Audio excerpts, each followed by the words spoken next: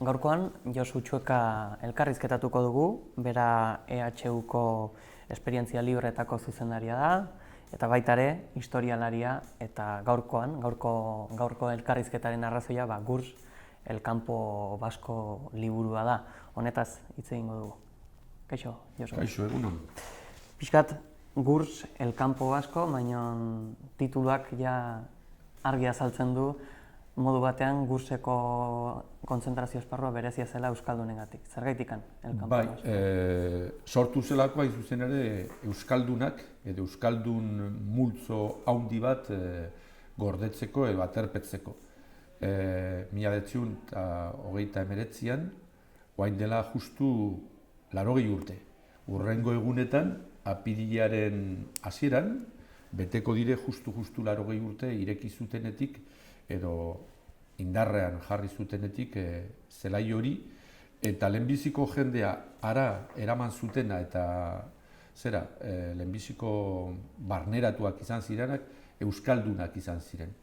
Eta gainera, Frantziako agintariek, Frantziako militarrek martxan jarritako dinamika hori, konzentrazio zelaiak Frantziako departamentu ezberdinetan jartzearena, dinamika horretan, euskaldunentzat atondu zuten zelai hori, naiz eta gero beste kolektibo hainbat sartu ere. Zatako, nazioarteko brigadistak, Les Aviateurs edo Espainiako gerran abiadoren esparruan aritu zirenak, eta baita beste laugarren multzo bat edo laugarren kolektibo bat izan zena espainolek osatutakoa. Baina kolektiborik importantena zenbakiaren aldetikan, bere tamainaren aldetikan, eta aitzindaria izan zena euskaldunena. Horregatikan, Frantziako agintariek beraiek ere, bere barne txostenetan eta horrela, aipatzen zituzten beti Le Camp de Basque, Le Camp des Aviateurs, Le Camp des Brigadistes et Le Camp des Espagnols. Bereizten zituzten zelai horren barruan, beste azpizelai lau horiek, eta haien artean, lehenbizikoa esan dudan bezala euskaldunek osatutakoa izan zen. Euskaldun horiek jatorri amankomun edo behar bada ideologia amankomun bat zeukaten?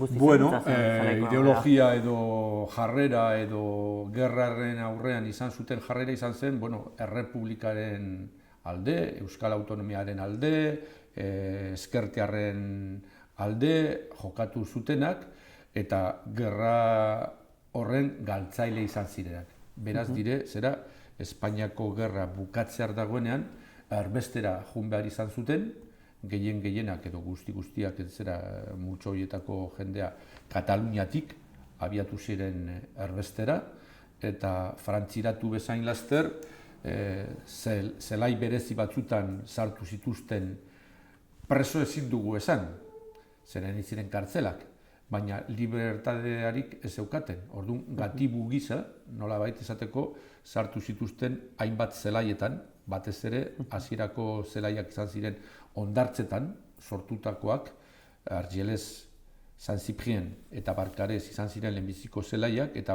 guzti horiek ziren Guzillon aldeko hondartzak, Kataluniako mugatik, edo Ipar Kataluniara pasatuta gero, berehala izan ziren, edo sortu izan ziren zelai horietan.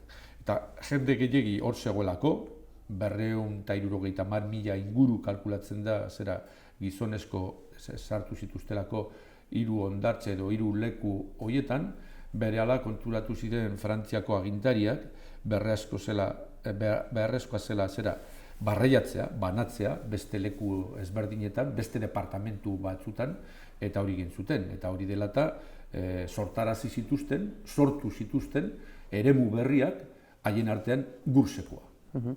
Gurseko zelai hori, pixkat eraketa lanak, eraikuntza lanak, pixkat nolakoak izan ziren? Oso azkar, 52 egunetan eratu zeuten. Eta kontutan izan beharko dugu 382 barrakoi.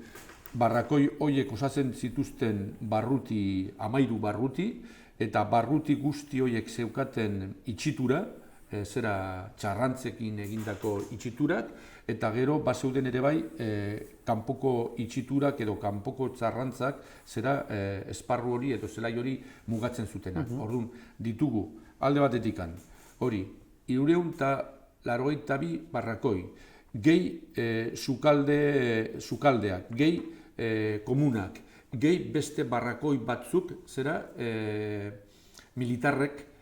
militarrendako egindakoak. Beraz, eta jakiteko zenolako garrantzia zeukan edo zenolako importantzia zeukan zen, pentsatzea hor esateko aterpetu zituzten edo gorde zituzten edo barneratu zituzten zera 18.000 persona.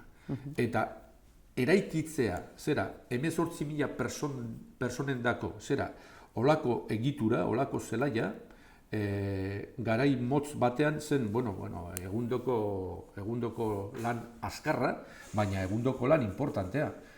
Beste datu bat edo oso adierazgarri izan daitekena.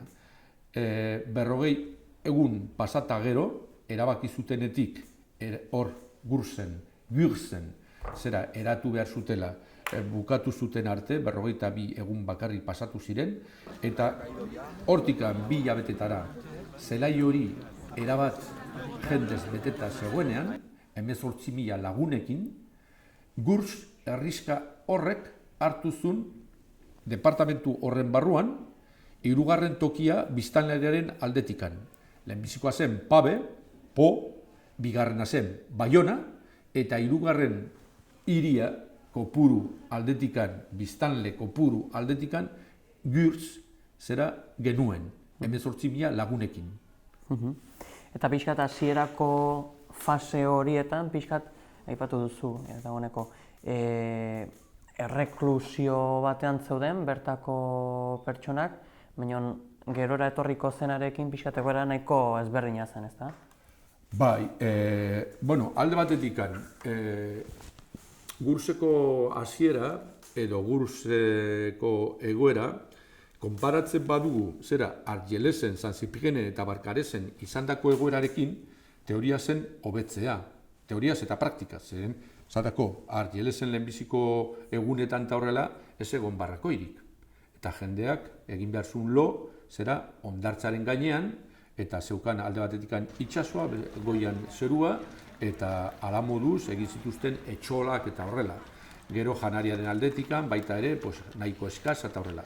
Eta Gürzera edo Bramera edo Zetfonera edo Lebernetera eraman zituztenean ja zelai hoietara, hobekuntza izan zuten, esateko, lo egiteko, barrakoi asko delako, janaria, gutxienez araututa zegoen, naiz eta eskasa izan eta horrela, eta zen hasierako egoerarekin hobekuntza.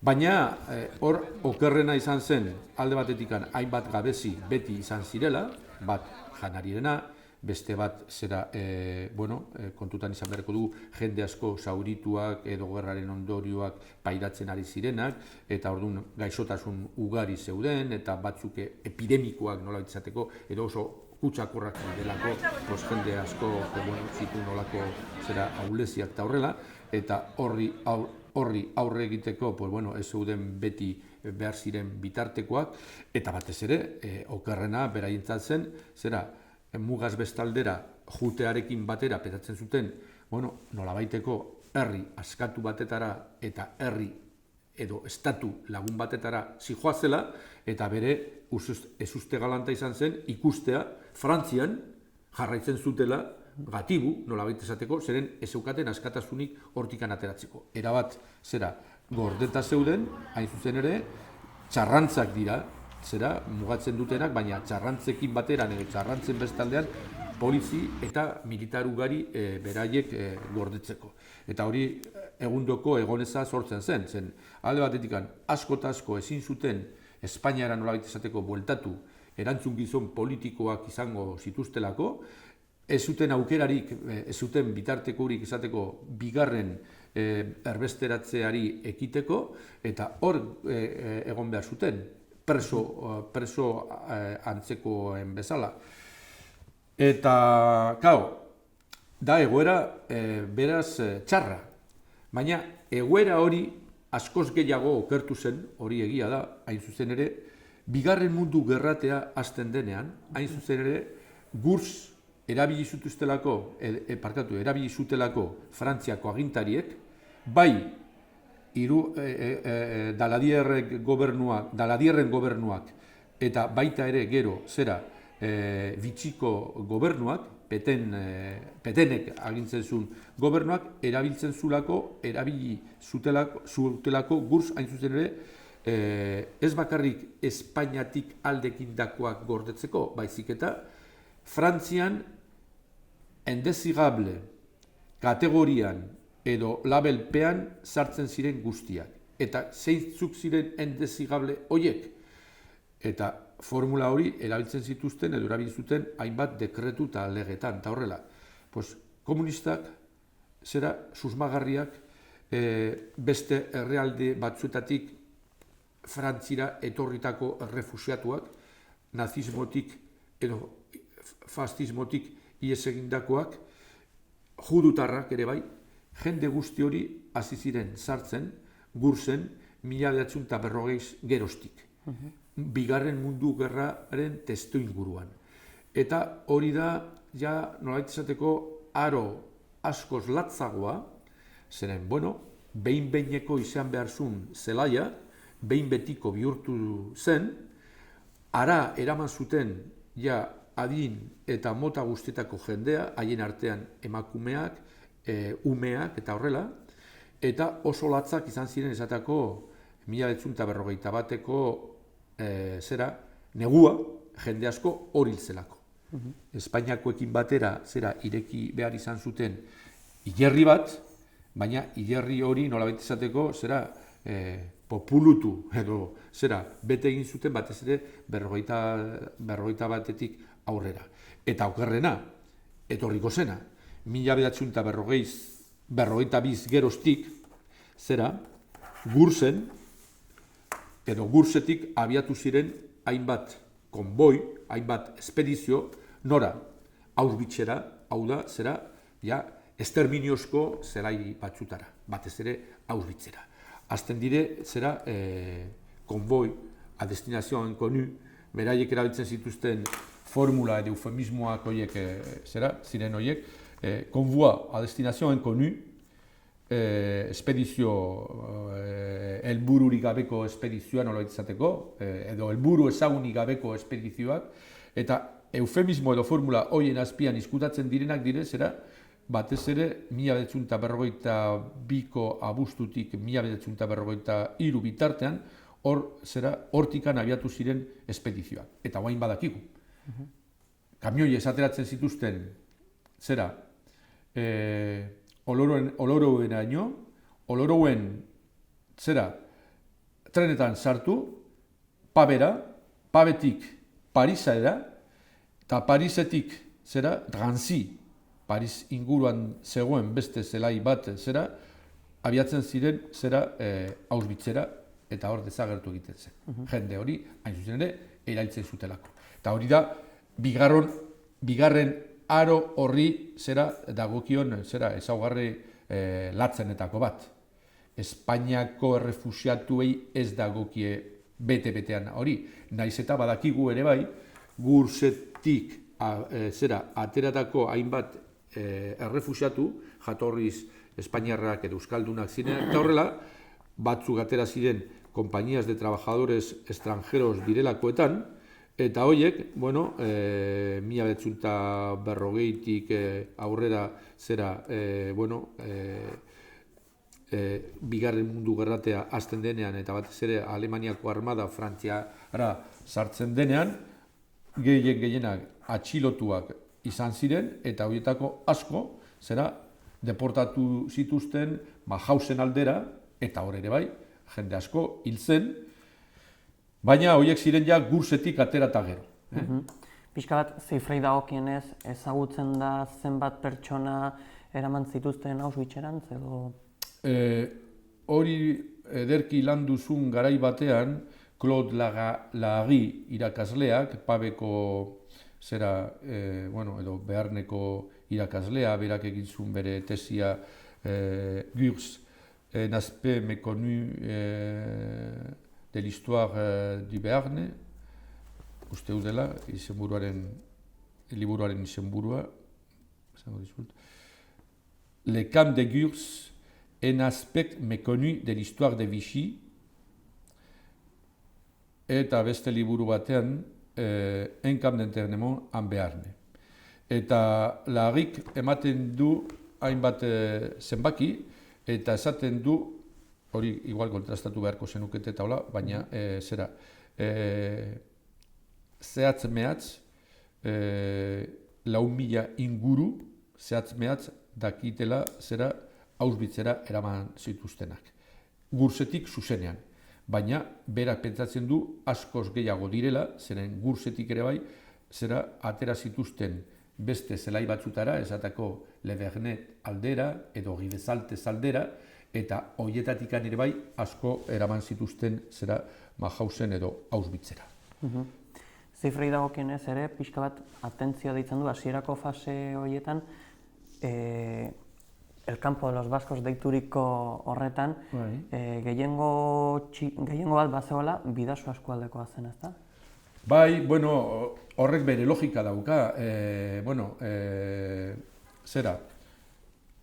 Irun esate bateako, Irun mugan dugu. Orduan, frankistak aurreratu zirenean, Irun parkatu ustu egin zen. Eta jaia jende gehiena mugaz bestaldera pasatu egin zen. Hori dela eta gizonezko askok jo zuten Katalunia aldera, bukatu zuten gerra Katalunia aldean eta erbesteratu ziren. Horregatikan, irundarrak nola izateko irundarrek daukate olako presentzi importantea eta beste kolektibo batzu dire, esateko Bizkaiko eskerraldekoak edo Bilbokoak zergatik. Horiek aukera izan zutelako, 1927an ere, barkusta horrela, Bizkaitik edo batez ere Santanderretik Frantziara juteko, eta gero irundarrek 36an egin zuten bezala, beraiek ere bai 37an jarraitu zuten gerra egiten, eta gerra bukatu zenean, baita ere atera ziren erbestera. Baina Irungoa edo esateako Nafarroako kasuan oso nabarmena da. Nafarroako erbesteratuen artean eta Gursen egondakoen artean multzorik importantena da Iruñekoa, logikoa denez. Baina gero, zeintzuk dire herri nolabait esateko oso ordezkatuta daudenak erbeste horretan. Alde batetikan, esateako, Altsatsukoak aukera izan zutelako Gipuzkoara jutea gerra hasieran, edo naiz eta herri txikak izan, Piriniotik gertu dauden herri horiek, erronkarikoak, esateko, eta Burgi bezalako herri batek ditu Gursen 17 pertsona, eta pentsa, Burgik orduan ez dakit zenbat biztan izango zituen, baina segurazki 200-300, baina Burgi mugatik gertu dagoelako, edo Izaba mugatik gertu dagoelako, jende horrek aukera izan zuten mugaz bestaldera jutea, gerra egiteko alde republikanoarekin, eta gero, horregatik daude hain, holako kolektibo hain ordezkatuta Gursen. Gero ere, naziak egon ziren zelaiaren kudeaketan? Ez, hori ere bai azpimarratu behar da, zeren Gurs beti egon zen, bai 39an, sortu zenean, eta bai Bigarren Mundu Gerratean, beti Frantziako agintarien menpe. Beti izan zen Frantziako agintarien erantzunkizuna edo jarduna, Gursekoa. Beraiek jartzen zituzten, esateko, hasieran, beraiek jarri zituzten zaindariak, militarrak, eta gero Bigarren Mundu Gerratea hasten denean, eta Frantziak berehala galtzen du gerla, eta desegin behar duenean bere armada, hartu zituen inguruko herritan, zaindien moduan, Frantziako biztanleak eta horrela. Eta beraiek kudeatu zuten beti. Inguruan, bai, bazeuden soldadu alemaniakoak, esateko hor Maulen edo Zuberoan bertan, eta Baionan, eta bar, eta baina Gurs ustezko zona libre barruan zegoelako beti egon zen Vichyko agintarien menpe, hau da, Frantziarren menpe. Eta Gurseko historia bukatzen da Bigarren Mundu Gerratearekin batera, pixko bat beranduago, zera, 1945ko abenduan, eta hori, ja Frantzia askatuta gero, zen Frantziako gerla bukatzen da 1944ko abuztuan ez dako askatzen dute edo liberatzen dute Paris, eta bar, orduan badago baindikan urtebete luze bat, eta berriro Frantziako agintariek kudeatzen dute Gursekoa. Eta azken gatibuak Gursen dire alde batetikan soldadu alemaniarrak, hartzen dituztenean ja 44ko udazkenean eta horrela, hor Bearnen eta Zuberoan eta horrela, atxilotzen dituztenean eta horrela, sartzen dituzte edo Baionako Beiriz zelaian, hor zegoelako beste bat, edo Gursen.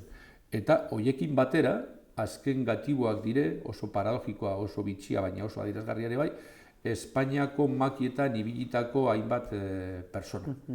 Eta horiek dire azkenak, baina beti Frantziako agintariek zera kudeatzen dute. Eta desmantelak eta ja gerra amaituta pixkat nola izan zen, behar bada etorri ziren aliatuen militarrak, edo gobernuak berak ja aldaketaren ondorioz eta... Hain zuzen ere, kontatu da bezala, azken personak hor daudena dire bi motakoak, alde batetikan soldadu alemaniarrak eta beste aldetikan Espainiako antifasistak edo makietan ibilitakoak, eta horiek azten dire protesta egiten, zanez, aizue, zer egiten dugu guek hemen, zelai batean, eta gainera olako auzokoekin. Parekatzen gaituzue, zera, Alemaniako naziak edo Alemaniako soldaduak, eta gu antifasista izan garenok edo garenok. Eta orduan, erabakitzen dute itxi behar dutela. Eta izten dute orduan, 1945ko abenduan. Eta zer egiten dute? Beti esaten dut, itzalietan eta horrela. Frantziakoak ezin dute horrekin zera arro egon esanez ze ondo moldatu garen edo ze nolako ekimena gizalegez egin dugun hemen. Da pasarte bat nahiko lotxagarria. Zeren, harrera moduan ireki zutenean berehala zera bilakatu zen hori konzentrazio zelai bat bezala. Eta batez ere hori, bigarren mundu gerratearekin batera, nola izateko askoz gogortu egin zen, eta Gurs, zoritxarrez, bihurtu zen, zera esterminiozko zelaien beste kate mail bat. Hor ez zuten jendea Auschwitzen edo Mauthausen edo Treblinkan edo Sachsenhausen bezala hiltzen, zuzenean, baina hor jende asko hiltzen, eta batez ere hortikan zera eraman zituzten hiltzera hainbat tokitara. Eta orduan, zera, pasarte edo gune lotxagarria delako, zer egiten dute? Berehala desegin eta berehala landatu zituzten arbolak, eta gaur egun, juten bagara Gursera, hor zera, lehenbiziko kontua ikusten duguna da baso bat. Eta baso horren erdian dago zelai horretako bide zentrala, nolabait izateko, la Le Central deitzen zutena, eta bukaeran, oain dela gutxi arte nolabaitezeko gelditzen zen bakarrik gelditzen zen lagin bakarra, nolabait izateko zen, hilerria, hain zuzen ere, hilerria, 1170 hilobiekin, eta urte askotan hori zen gelditzen zena, hilerria, bide zentrala, baina inguruan, zelaia zeuen tokian taola, barrakoia zeuden tokitan, arbolak. Arbolak, arbolak landatu zituzten 1946tik aurrera, azkar hasita ziren, eta, baso potente bat.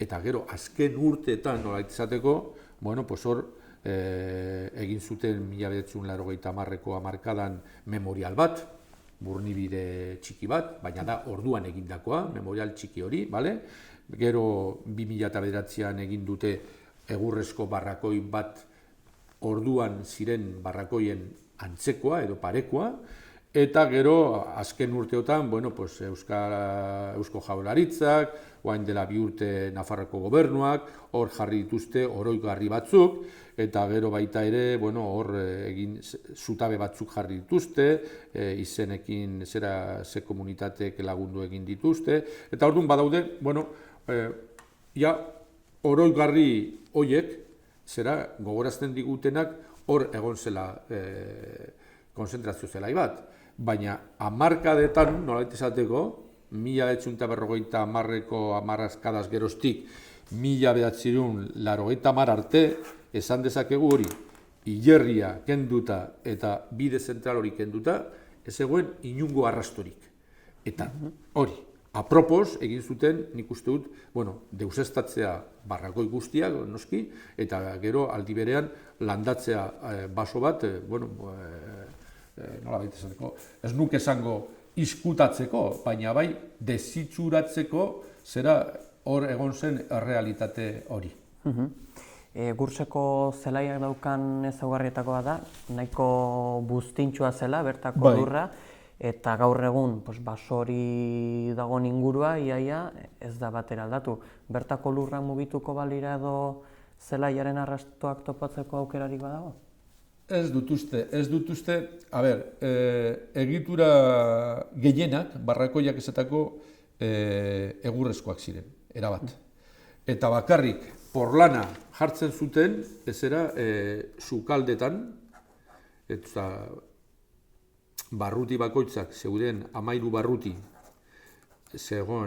barruti bakoitzan zegoen sukalde bat, barrakoi bat antzekoa, eta honek bai zeukan zera porlanesko oinarria, nolabait esateko, eta gero militarrek erabiltzen zituzten baita ere biltegi edo baita ere porlanesko oinarriak zeuden, gero sarrera ondoan dagoen txalet edo bila antzekoa segurazki da militarrek erabilitako etxetxo bat moldatuta, baina erabat eraldatuta, baina hor ezin da zera deusa aurkitu zerateko barrakoiak zeuden tokitan, zen hori, desegin egin zituzten eta egurrezkoak zirelako, eta aurkitzekotan hori, eta badire, bizpairu lekutan olako zera, nola baitateko, zera, nola esango nuke, plaka edo olako zerbait porlaneskoak direnak, eta badakigu hori sukaldekoak izan zirela, baina esan nahi dut, hor, ni ustez, erridikula izango zen egitea miaketa bat hilobietan egiten den antzekoa zen.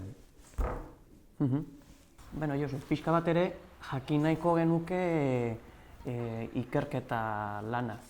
Zu nola enteratu zinen Gurseko atxilotze esparruaren existentziaz?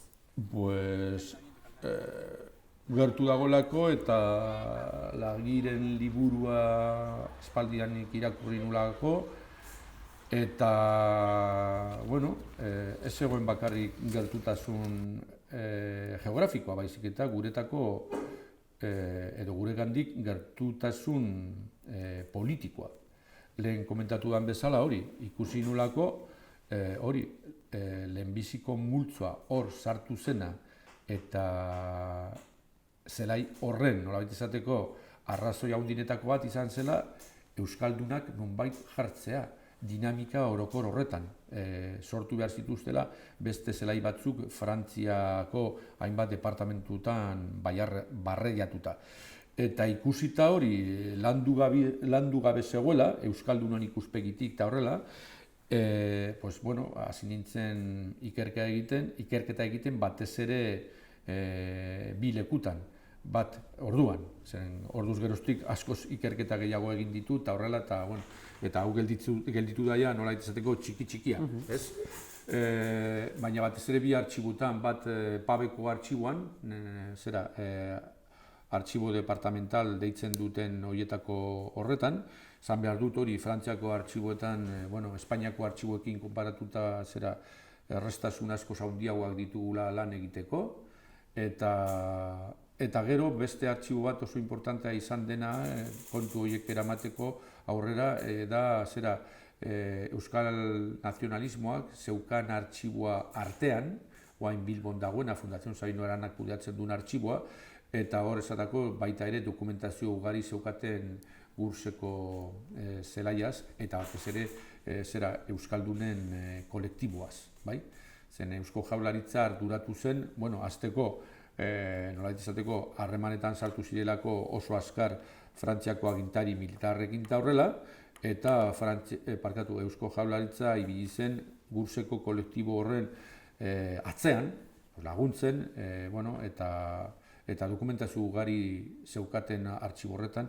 Eta gero beste artxibo batzu, baina, bigarren plano batean gelditu zirenak, baita ere esatako jo nintzenean Mexikora, hor artxibo batean zituzten Mexikora jun ziren guztien fitxak eta horrela, eta hor askotan azaltzen ziren esatako Frantzian zelaietan ibili ziren eta horrela.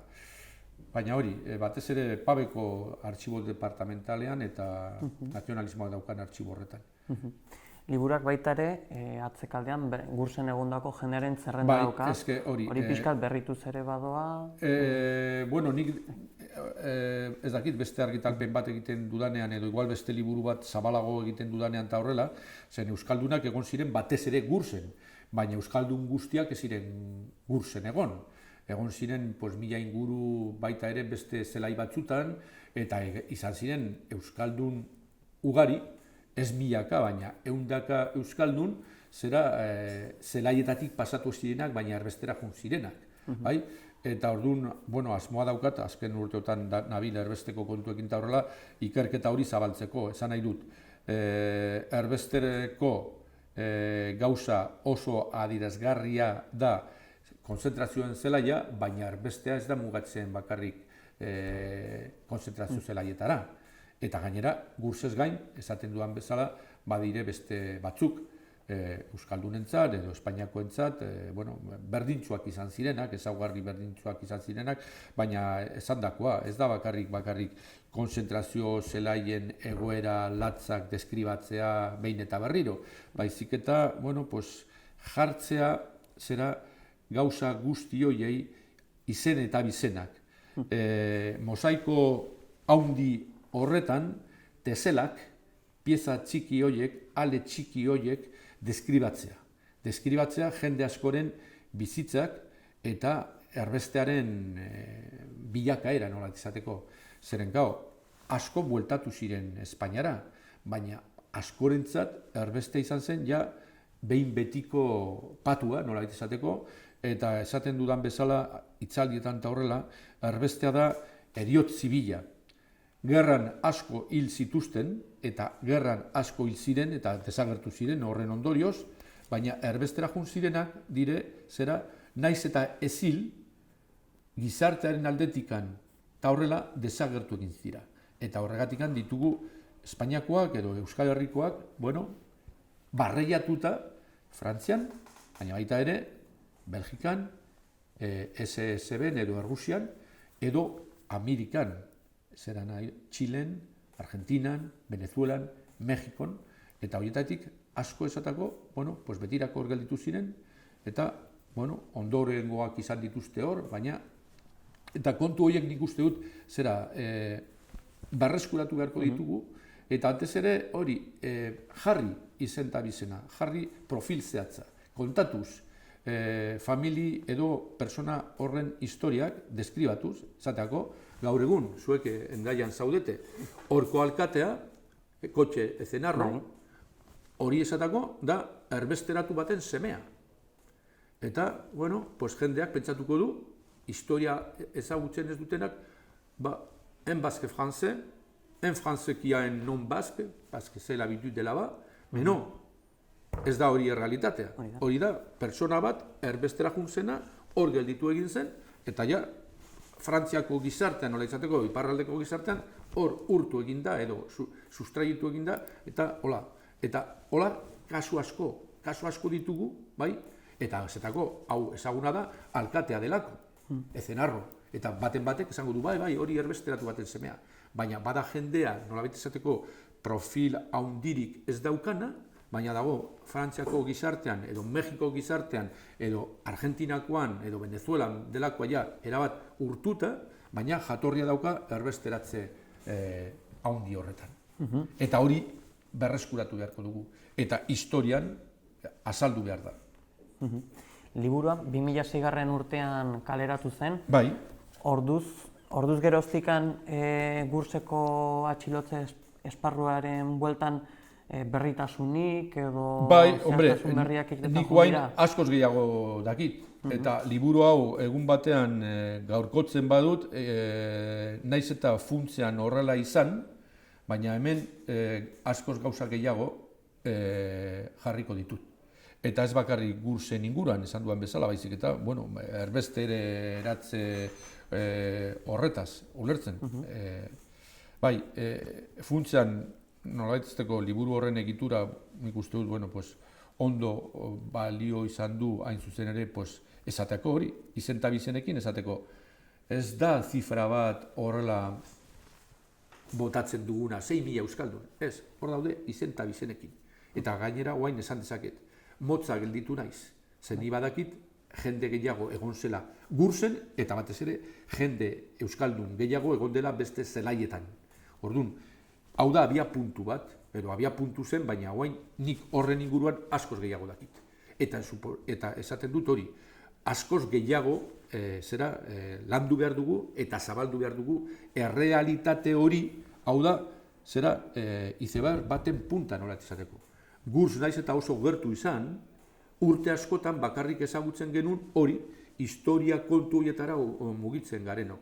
Oain, zorionez, pues bueno, pues ja ezagunagoa da, eta dokumental asko egin dituzte, jarri da modan, pues desdakit, osea, 6-8 dokumental egin dire, edo egiten adire azken bizpairu urtetan, eta horrela, eta Gurs ja, bueno, ezaguna dugu, Nafarroko gobernuak egin du gain dela urte pare bat omenaldi bat, Eusko Jaurlaritzak ere bai, Eusko Jaurlaritzak 2006an egin zuen, eta bueno, ja, norbaiti hemen buruatzen bazaio edo plantatzen bazaio zelaiak zeuden, ja jende askok esan dezake, Gurs, hor dugu, bale? Baina, hau bezala daude beste batzuk, eta batez ere hori lehen aipatu dana, errealitate zabal hori, mugatzen ez dena zelai horietara, asko zabalagoa dena. Esatako, adibide bat jarriko dut, eta oso importantea da, nun ditugu emakumeak, eta nun ditugu erbestera juten diren umeak. Zen hasiera batean, esateko, hemen ez dire sartzen. 40tik aurrera bai sartuko dire, baina kalkulatzen bada 1929an, otsailean 250.000 persona juten direla mugaz bestaldera, eta kalkulatzen bada horietatik 250.000 zelaietara eramango dituztelak, zer gertatzen da 200.000 persona horiekin? Batez ere Andreak, umeak, gazteak edo zaharrak izan direna, edo kargu politiko edo ardura politikoa aukera izan zutelako izateko Frantzian, nola esaten da, en séjour, egoteko baimena eta horrela, eta zelaietatik pasatu ez zirena. Esan nahi dut. Eta batez ere, lehen esan dudan bezala. Zer gertatzen da, bigarren mundu gerra eta bukatu eta gero, ja behin betiko erbestean gelditzen diren milaka horiekin. Segurazki ja ez dire hainbeste, segurazki izan daiteke 150.000 persona, baina 150.000 persona asko dire, gelditzeko ja behin betiko erbeste batean. Hoien historia rekuperatu behar da. Hori, eta azken beraien bizia ere, bertan ja gelditu dela. dela. Eta beraien ekimenak, bere zapuste politikoa, zen biztan dago 1950az geroztik Espainiako diktadura ja honetzita dagola, baita Frantzia, Britania Handia, Estatu Batuetatik dagoela, eta ja bihurtzen da behin betiko erbesteratze, eta orduan zapuste politiko ikaragarria sufritu behar dute. Baina horrek ez du kentzen esateko hainbat ekimen kulturalak eta holako gauzak aurrera eramatea. Eta egiten dituzte. Argentinan, Frantzian, Mexikon, eta hori errekuperatu behar da. Neurri batean errekuperatzen ari da, ja badire horren inguruan hainbat historiagile eta horrela, eta zera ikerketak eta publikazioak egin dituztenak, baina, bueno, bai. Guzti horrekin gelditzen gara, eta esan bezala, geldituko gara ipatu duzun hitz batzuekin, erbestea dela heriotz zibila. Bai, nik uste dut hori gakoa da. Nik beti esaten dut hitzaldietan taulako lekutan, zeren memoria historikoaren barruan, Espainian, Estatu Espainiarran, lehentasuna izan du, hildakoen eta zagertuen zera, gero hemen bertan izan zen errepresioa, baina erbesteretzea gelditu da nahiko zokoratuta. Eta aurten, nola den zera, 80. urtemuga erbestetik, bai, Espainian eta Frantzian ere bai, ni aste honetan, hori, Agdera eta horrela, daude ekitaldi ugari. Baina urtemuga pasata gero, segurazki berriro hori bihurtuko da beti bezala, espezialisten kontua, ulertzen, baina, bai. Basena. Bai. Mila esker denagatik. Bale, oso ondo.